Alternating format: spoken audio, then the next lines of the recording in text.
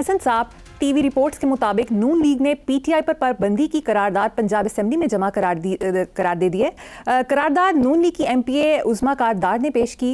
KPK में भी governor राज के हवाले से तजावीज़ ज़ेर गौर है, जबकि वज़ीर आज़म के सियासी मुशीर राना सना ने कहा है कि पीटीआई पर पाबंदी और गिरफ्तारियों के हक में नहीं है। आपका क्या ख्याल है इस बारे में?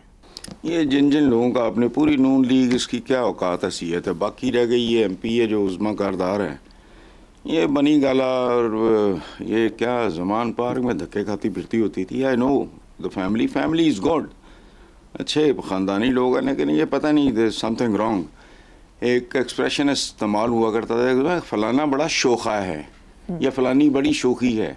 तो इन सब की क्या औकात है? इनमें से एक ढंग का बंदा है जिसका आपने नाम लिया है, राना सनाउल्लाह, उसने मुखालफत की है।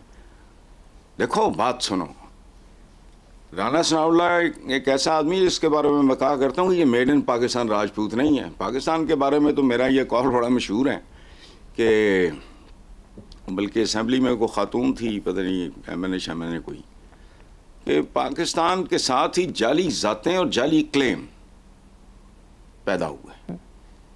तो मैं हमेशा राना सनाउल्लाह के बारे में कहता हूँ कि वो मेड इन पाकिस्तान राजपूत नहीं है, जेन्युइन आदमी है। इसलिए मैं चीखा था पीटीआई के ज़माने में, जब इस बंदे भी हेरोइन शर्मन को घटिया काम हुआ था, तो वो देखो एक जेन्युइन आदमी है। अब आप ही ने बताया ना कि राना सना ने कहा कि पीटीआई पे पाबंदी और गिरफ्तारियों के हक में नहीं हूँ। मेरा इस पर क्या ख्याल है? कोई भी जेन्युइन आदमी, कोई शोधा, कोई चमचा, कोई चमची, कोई कड़ची, वो इस तरह की बातें मुझसे करेंगे, जबकि तारीख ये बताती है कि इस तरह के बैन बून करने से किसी की कोई औकात नहीं है। भुट्टो साहब ने भी किया था, बड़ों ने बड़ों को बैन किया है यहाँ। अच्छा मुझे एक बात बताओ, इसकी अहमियत क्या है? जब फॉल ऑफ ढाका हुआ तो वो कहते हम असली पाकिस्तान हैं और हमारी तादाद भी ज़्यादा है, हमने कुर्बानियाँ भी बहुत दी हैं, 2 दफ़ा क़याम पाकिस्तान पे और फिर क़याम बांग्लादेश में, और वो जाते हैं इंटरनेशनल कोर्ट में। मैं एक मिसाल दे रहा हूँ जी। और वो कहते हैं कि नहीं जी, अदालत फैसला करती कि नहीं जी ये होगा पाकिस्तान। क्या करते तुम? पाकिस्तान तो पाकिस्तान होता, इसका कुछ भी आप चाहे नाम तब्दील कर लेते हैं, तो पाकिस्तान इज द रियलिटी। ये रियलिटी रहता, जितनी है जैसी है आज तक है होता। मैं और आप आज भी बात कर रहे होते। ये पार्टियां बाटियां, ये बिल्कुल ये एक अजीब तरह का होच्छापन है, सवाल ही नहीं पैदा होता। जब इस तरह भी कभी पार्टियां ख़त्म हुई हैं, देखो पीपल्स पार्टी के साथ क्या नहीं हुआ। उस आदमी ने, मुनाफिक और एहसान फरामोश आदमी ज़ियाउल हक, उसने क्या किया था? पीपल्स पार्टी पार्लियामेंटेरियन बन गई, वो तलवार का निशान होता था, चूँकि वो लॉजिकल था। जुल्फ़िकार अली भुट्टो ये नाम था ना लीडर का, तो जुल्फ़िकार, वो तलवार उनका नहीं, वो भी छीन लिया, फलां भी छीन लिया, पार्लियामेंटेरियन बन गई, आज भी पाकिस्तान पे सवार है वो। बताओ मुझे, मैंने कल अभी वो आपको जो मैंने एनालाइज किया था, ये 3 बराबर की पार्टियां कौन सी हैं? लार्ज है पीटीआई, मीडियम साइज है पीपल्स पार्टी, नून लीग को तो मैं स्मॉल भी नहीं समझता, वक्त बता देगा। और वो बड़ा घिसा पिटा है ना, शेक्सपियर ने कहा था कि गुलाब को जिस भी नाम से पुकारो भाई, वो गुलाब ही रहेगा। अच्छा मैं इसको थोड़ा सा सीरियसली लेता, थोड़ा सा, अगर कम से कम जो सीनियर मिनिस्टर हैं मरियम औरंगज़ेब, अगर वो को ये तो अमीना 3 में न 13 में, वो सवाल बनाया ही ना करो इस तरह का यार, ठीक है। बहुत रिडिकुलस है। आगे चलते हैं साहब। जमीयत उलमा इस्लाम के सरबराह मौलाना फजलुर रहमान ने कहा है कि डी चौक पर जो हुआ गलत हुआ। हुक्मरानों के पुरतशद्दुद रवैये की मजम्मत करते हैं। हर पार्टी को मुजाहरा करने का हक है। हुकूमत और पीटीआई अपने तर्ज अमल पर गौर करे। केपीके में गवर्नर राज की हिमायत नहीं करते, दोबारा इलेक्शन कराएं ताकि हकीकी नुमाइंदे मैदान में आए। बात तो ठीक है, और ये इस मुल्क को चैन आना भी नहीं, लिख के रख लो।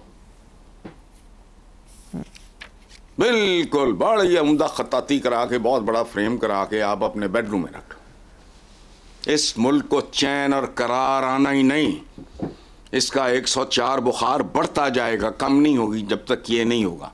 या ढोंग खत्म करो। ये जो टोपी ड्रामा है ना इस मुल्क में, जमहूरियत, यानी आपको पता हो कि ये गंदा और गलीज और मैला और केमिकल ज़्यादा दूध है, तो आप अपने किसी प्यारे को वो दूध पीने के बजाय आप उसको कोई डिसेंट साफ सुथरा पानी देंगे, वो बेहतर होगा। एक ढोंग खत्म करो। और अगर मुझसे पूछो तो मुझे 33 साल हो गए, कितने मजमू गए मेरे कॉलमों के, मैं तो बिलीव ही नहीं करता। एक उम्र होती है, एक एज होती है, कौमें भी बच्चों की तरह होती हैं। पल्ले साडे है कख नहीं, जमहूरियत, जमहूर नूं ते अलफबे नहीं आंदी, राइट और रॉन्ग का नहीं पता, काले और सफेद की पहचान नहीं है। अब इतनी जरूरत है तो आओ ना करो, कोई पेश करो कोई मुस्तफा कमाल, अनकंट, मैं भूखे मरो, खुद मरो, साथ अवाम के, अवाम शौक से मरेंगे। कहोगे हमने 15 से 20 साल ऐसी की तैसी तुम्हारी, जमहूरियत की भी और इसको बेचने वालों की भी। करने वाला काम करो कोई। याद रखना, पाकिस्तान का सिर्फ एक हल है, मैं गलत हूं और मर चुका हूं तो मेरी कब्र पे जूते मारना, उसके अलावा नहीं हो सकता। जब तक अब एक पूरी जेनरेशन हमारी एक खास तरह के माहौल में परवान नहीं चढ़ेगी, ये काबिल सिताइश मुआशरा बन ही नहीं सकता। घरों में भूख नाच रही है, अब्बा बेबे नू चपेड़ा मार रहा है, गालियां, गंदगी, गलाजत, खाना पूरा नहीं, तालीम का आगा पीछा नहीं, गलियां गंदी। जाके देखो तो सही, जहां 90% लोग रहते हैं वहां जाके देखो, वहां इंसान पैदा हो ही नहीं सकता। बताओ मुझे, ये गुर्बत की बात नहीं कर रहा मैं। खूबसूरत तरीन गांव, कच्चे रास्ते हों, साफ सुथरा, इंस्पायर करता है। मैं कुछ और बात कर रहा हूं। घरों में क्या होता है तुम्हारे घरों में, आपको नहीं पता? औरत पांव की जूती, मां नू थप्पड़ में बच्चा एक परवान चढ़ता है, वो नॉर्मल होता ही नहीं। बेबे नू चपेड़ा पै रही हैं, गालियां पै रही हैं, फलाना हो रहा है, टमकाना हो रहा है, होता है, चाचे लड़ रहे हैं। इनके होते हुए जो नस्ल परवान देखो, हमारे यहाँ जो महंगे स्कूल्स हैं वहां उनके बच्चों की दुनिया ही और है। उनमें से अक्सरियत मुल्क छोड़ जाएगी, बाकी यही रह जाएंगे। भारी अक्सरियत इन्हीं की होगी। एक पूरी नस्ल, अगर कोई ऐसी रजीम है इस मुल्क में कभी आती जो एक पूरी नस्ल को अपनी औलाद समझ के परवान चढ़ाए, फिर देखो पाकिस्तान कैसे तब्दील होता है। पाकिस्तान तो नाम है लोगों का भाई। ये अंडर पासेस, ये ओवर हेड्स, ये गाड़ियां, ये फाड़ियां, ये जो तुम्हारे रेस्टोरेंट्स और फलाने फलाने या और किस्म के याशियों के अड्डे, ये तो पाकिस्तान नहीं है। पाकिस्तान नाम है 24-25 करोड़ लावारिस लोगों का। रियासत होगी मां के जैसी, ना मां है ना प्यो है। जिथे है उते प्यो बेबे नू कुटन डे है। क्या होना है यहाँ? सड़क पे बच्चा निकलता है, उसको पता ही नहीं, उसको यही जिंदगी है कि ऐसी की तैसी तुम्हारे ट्रैफिक सिग्नल की, राइट और रॉन्ग की कोई तमीज ही नहीं। तो इसलिए छोड़ो कि ये उन्होंने कहा ना कि जी दोबारा इलेक्शन करना है, तो फिर क्या हो जाएगा? कचरा रिसाइकल हो रहा है। कितने इलेक्शन हो चुके यार, मुझे ये बताओ। यहां तो जमहूरियत के नाम पे बहुत बड़ी वारदात हो रही है। जमहूर तो होता ही नहीं यार। अवाम के जेन्युइन नुमाइंदे, जिनका वो इनकम का वो ग्रुप मिलता हो, रहन सहन मिलता हो, उनके गली मोहल्ले घर मिलते हों, उनके बच्चों के स्कूल मिलते हों, ये वो जाओ मुझे बताओ असेंबली में कितने लोग हैं। जमहूरियत तो फ्रॉड है, तो बंद करो। गंदे नापाक दूध से पाक पानी बेहतर है, लेकिन वो करना नहीं। दोनों दे मजे लुटने, लुट मार दे भी मजे लुटने हैं, जमहूरियत दे भी मजे लुटने हैं। दुनिया समझी जाती है कि जमहूरियत है, नहीं पता, सबको पता है, लेकिन क्या करें, नाम रखा हुआ है इस्लामी जमहूरिया पाकिस्तान। पीटीआई के 3 मुतालबात थे ना, ये आइनी तरमीम शर्मीम, केड़ा आइन ही कोई नहीं। आइन में जो अवाम के हकूक हैं उनमें से जो मिलता हो एक हक मुझे बता दो, तो क्या करना आइन को?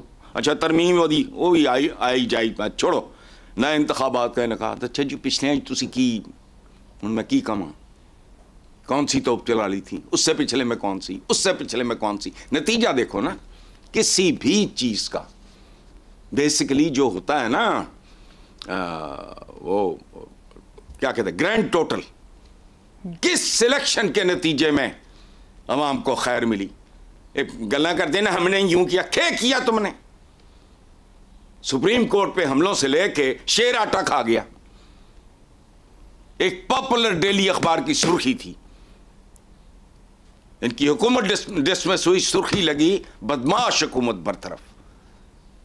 कोई बेवकूफ नहीं होते, ये बहुत ज़हीन लोग होते हैं जो ये सुर्खियां लगाते हैं, पब्लिक सेंटिमेंट को रिप्रेजेंट करते हैं। वो स्लो मोशन में चलता है बीबी।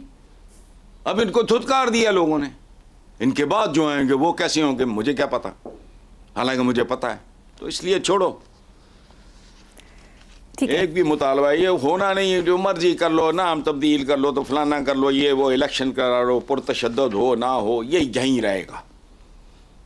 इस्लामी जमहूरिया पाकिस्तान की खोती चक्कर काट के हर बार बोर्ड के नीचे खड़ी होगी जब तक बुनियादी तब्दीलियां नहीं। मैं भाड़ में जाए जमहूरियत, आमरियत आए, लेकिन आमरियत हो इस मुल्क में वो भी खालिस नहीं होती।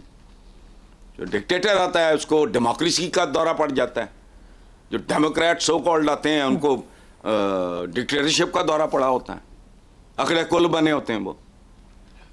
चलो सॉरी मैं ज्यादा बोल गया। चलिए साहब नेक्स्ट खबर पे चलते हैं। कौमी असम्बली की रुकन आसिफा भुट्टो जरदारी ने गैर मुल्की मीडिया को दिए गए इंटरव्यूज में कहा कि बानी पीटीआई की जिंदगी को दरपेश खतरात को नजरअंदाज नहीं किया जाना चाहिए। कोई भी शख्स जो ये कहता है कि उसकी जिंदगी को खतरा है तो हमें उसके तहफ़्फ़ुज़ के लिए जरूरी चीजों का एहतमाम करना चाहिए। बहुत बेहतर, शानदार, शायान शान, because it is a political family. देखो जरदारी साहब के वालिद वो इस खेल का हिस्सा थे, सियासी। अच्छा, कोई मैनर्स, कोई अदब अदाब को क्लास होती है।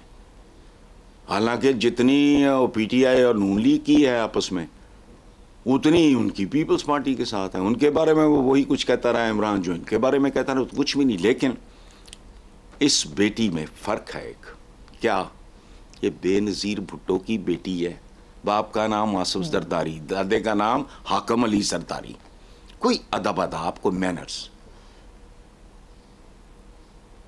भुट्टो के वालिद वो पता नहीं केड़ी जूनागढ़ केड़ी स्टेट, उसके वज़ीर आज़म थे सर शाहनवाज भुट्टो। ये जो उसने बात की है वो ठीक की है। एक कम्युनिटी होती है। मैं देखो, आई हेट पॉलिटिशियंस। मैंने चंद दिन पहले आप ही के प्रोग्राम में कहा था कि वो मुनीर राज की मौत पे एक कॉलम में उसकी मौत की खबर देख के मुझे दुख हुआ, उसने पढ़ी थी। हम भी ऐसे ही हैं, हम साफी लोग भी ना, हमें कोई इस तरह की शर्म हया नहीं है, प्रोटोकॉल नहीं है। एक 70-74 साल का, 75 साल का है जिसने इतने खूबसूरत प्लेस दिए पाकिस्तान के थिएटर को, उसने सर्व किया, ये वो, एक सिंगल कॉलम पॉलिटिशियन मरेगा तो 3 कॉलम होएगी या जो भी है। तो हमारे अंदर वो बात ही नहीं है। जिंदगी को खतरा ये मामूली बात है। आसफा ने भुगता हुआ है, उसके नाना ने फांसी देखी हुई है, उसने भी कहा है, फैसल वाबडा ने कहा है, ये मोरलेस वही बात है।